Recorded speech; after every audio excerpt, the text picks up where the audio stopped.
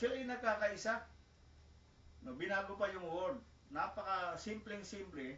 Sabi niya, hindi, yung ama at saka yung anak, si Jesus at saka yung ama, hindi sila isa, kundi nagkakaisa. Nagkakaisa sila ng damdamin, nagkakaisa sila ng layunin.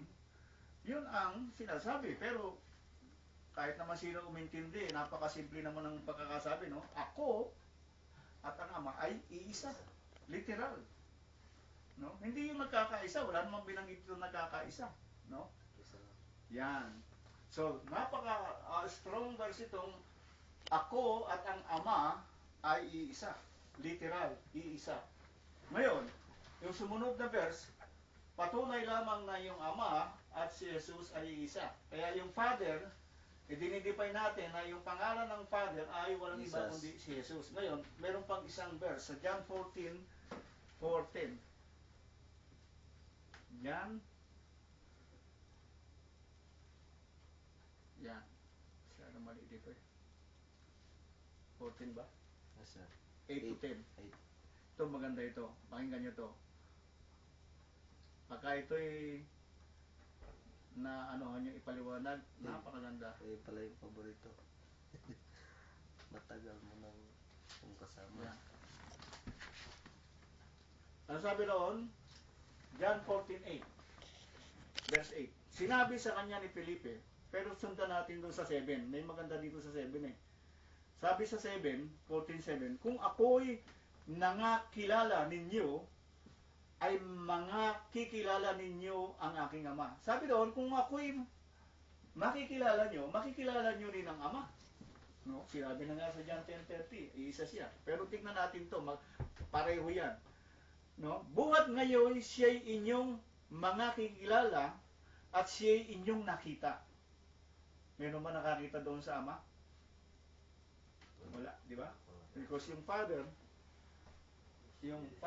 ay Spirit.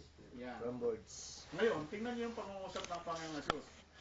Buhat ngayon, siya'y inyong mga kikilala. Makikilala niyo siya ngayon, sabi niya, at inyong nakita. No? Past tense pa yung pagkakabanggit ng nakita. Ibig sabihin, sinasabihan niya yung mga disipulo niya na nakita niyo siya. Past tense na. Hindi makikita. At siya'y inyong nakita. Ibig sabihin, nakita niyo na siya dahil matagal niyo siya kasama. Eto na, sa 14:8. Sinabi sa kanya ni Felipe, ito si Felipe, ito yung nagduda dito kanina. Saan ba yun? Yan. Isa siya doon sa mga nagdoubt. Sinabi sa kanya ni Felipe, Panginoon, ipakita mo sa amin ang Ama at sukat na ito sa amin. Sa mababaw na pananalita, sabi sa kanya ni Felipe, Panginoon, ipakita mo sa amin ang Ama at kami ay masisiyahan na. Okay na sa amin yan. Solved na kami. Kumbaga sa ating lengguwahe ngayon. No? Sukat na ito sa amin. Tingnan niyo yung sagot na sa kanya ng Panginoong Hesus. Sinabi sa kanya ni Jesus, malaon ng panahong ako'y inyong kasama at hindi mo ako nakikilala? Felipe? Question mark. Kino-question niya yung pangunawa ni Felipe. Question mark. Malaon ng panahong ako'y inyong kasama, hindi mo ako nakikilala, Felipe? Ba? No? Kung sa lingwahe natin, Felipe, matagal na tayo magkasama, pero bakit hindi mo pa ako kilala? Ganun ang pagkakadating ng pagtatanong. Parang nire-rebuke ng Panginoon. O talagang nire-rebuke ng Panginoong Hesus si Felipe dahil naghahanap siya ng Ama. Tuloy natin. Hindi mo ako nakikilala, Felipe? Question mark. Ang nakakita sa akin ay nakakita sa Ama. Ano yung una niyang sinabi? Dito. Buhat ngayon siya inyong mga kilala at siya inyong nakita. Balikan natin yan sa 9. Ang nakakita sa atin ay nakakita sa Ama. Paanong sinasabi mo ipakita sa amin ng Ama? Question mark ulit. Kino-question niya si Felipe. No? Paanong sinasabi mo na ipakita mo sa amin ng Ama? Tuloy natin.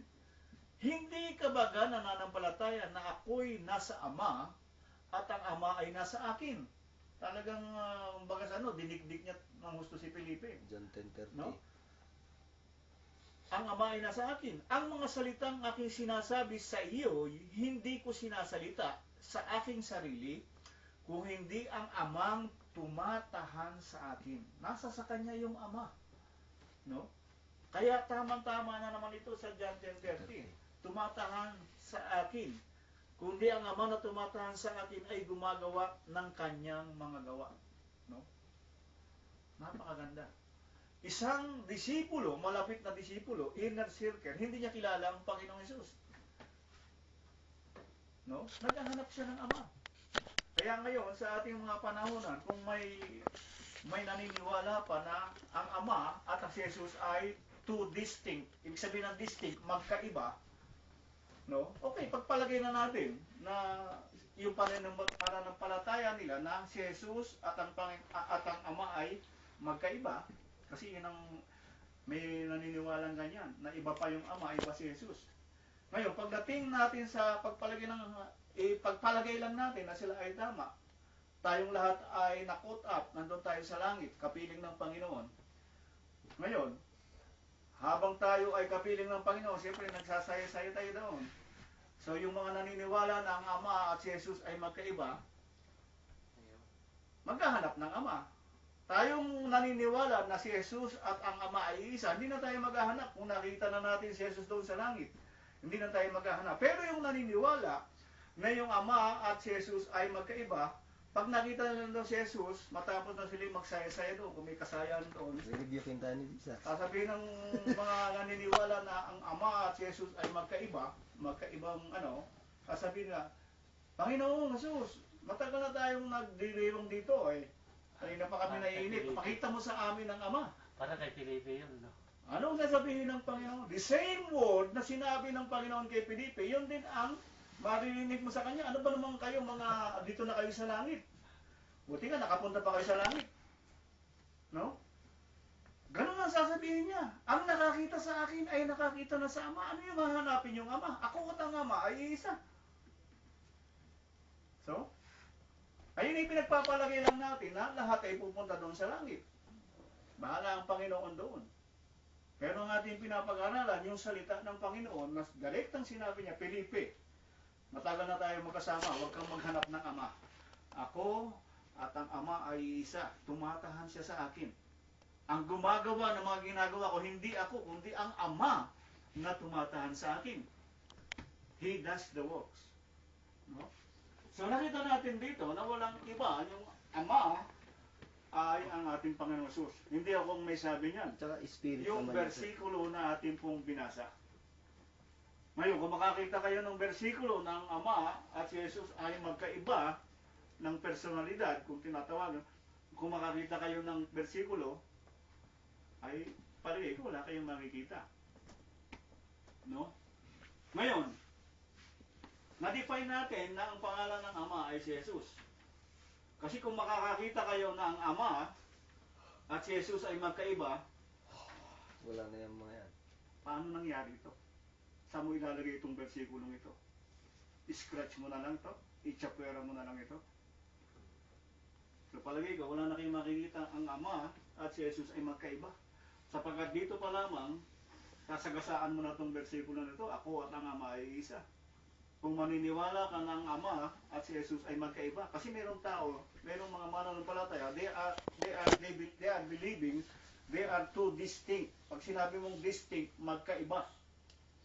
Kaya kung may mga madidinig kayo na ang Ama daw ay malaking Diyos, si Jesus ay maliit na Diyos. Yun ang tinatawag na distinct. Dinidifferentiate nila yung pagka-Diyos ng Ama at yung pagka-Diyos ng Anak. Kaya mayroong mga mananampalataya na nagsasabi na may Diyos Ama at may Diyos Anak, which is not biblical. Wala kayong makikitang Diyos Anak. Ang makikita nyo sa Bible ay Son of God, hindi God the Son. Bakit ko nasabi? Sapagkat yung Son, di ba yun ay namatay? Pag sinabi mong God the Son, paano ngayon mamamatay yung Son kung siya ay God?